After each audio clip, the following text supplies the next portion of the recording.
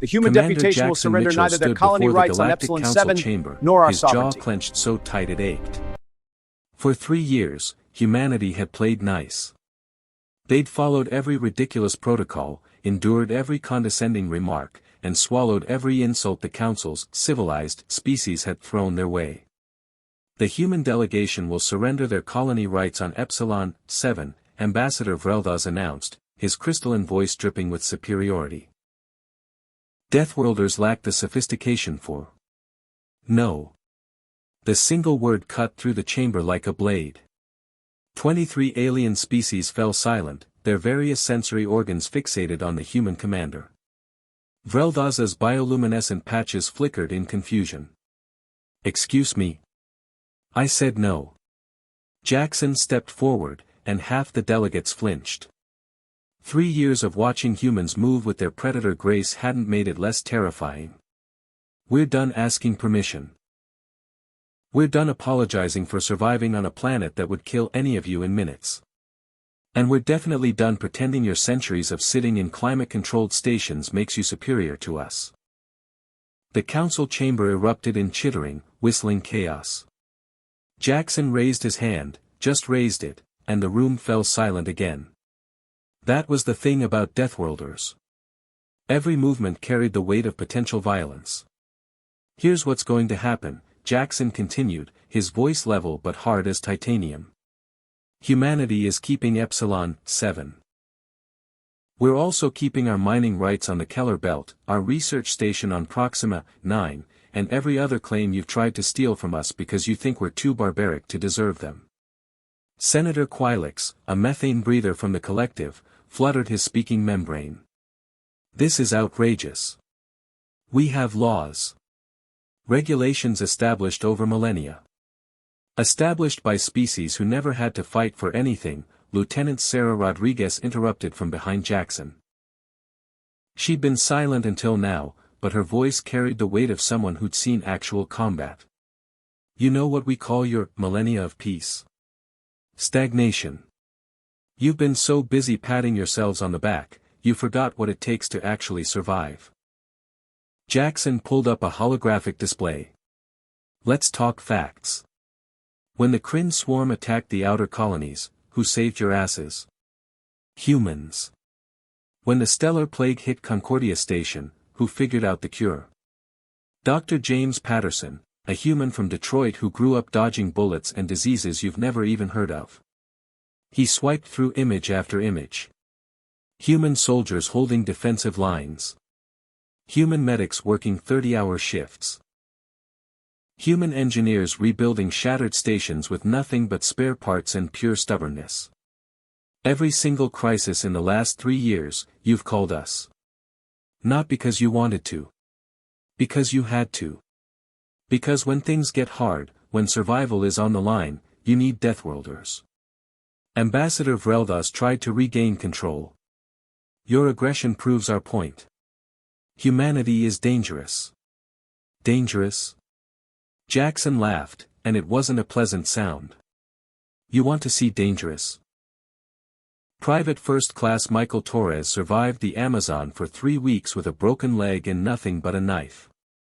Dangerous is 7-year-old Emily Jackson walking 2 miles through a blizzard to get help when her dad had a heart attack. Every human child learns to swim, we throw ourselves into liquid that could drown us, just so we know how to survive it.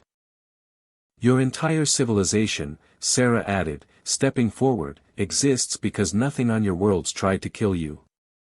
You evolved in paradise and you think that makes you advanced. But you know what? The second something goes wrong, the second your perfect little systems fail, you fall apart.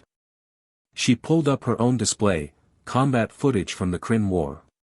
Human marines charging through acid rain, fighting in toxic atmospheres that would melt the flesh off any council species. And winning. We come from a world that has tried to kill us in every way imaginable. Gravity that would crush most of you. Weather that swings from boiling to freezing. Predators. Diseases. Natural disasters. And we didn't just survive, we thrived. We conquered our entire planet and then looked up at the stars and said, what's next? Jackson's voice dropped to something quieter but infinitely more dangerous. So here's the new arrangement. Humanity stops being your convenient mercenaries. No more rescue missions unless we get full salvage rights. No more free medical aid. No more human engineers fixing your stations for the good of the galaxy. You want Deathworlder help? You're going to pay Deathworlder prices. And Epsilon 7? Vrel'Thas asked weakly. Stays human. Along with every other world you deem too dangerous for colonization. You know, the ones with actual weather and indigenous life and all those scary things you've forgotten how to handle. Jackson smiled, and it was all teeth. Consider it compensation for 3 years of being treated like useful barbarians. The council members looked at each other, their various methods of communication creating a storm of consultation. Finally, Quilix spoke. And if we refuse? Lieutenant Maria Santos, who'd been silent in the back, stepped forward. Then you refuse. And the next time the Kryn come, or the next plague hits, or the next stellar anomaly threatens a station, you handle it yourselves. See how your millennia of sophisticated civilization holds up when actual survival is on the line. The silence stretched for a full minute. We accept your terms, Vrel'Thas finally said, his bioluminescence dim with defeat. Jackson nodded once. Good. One more thing, humanity gets 3 seats on the Security Council. Not advisors. Full voting members. That's the price, Sarah interrupted. Take it or leave it. Another pause. Another consultation. Accepted. As the human delegation walked out of the chamber, Private Torres muttered, think they'll actually follow through?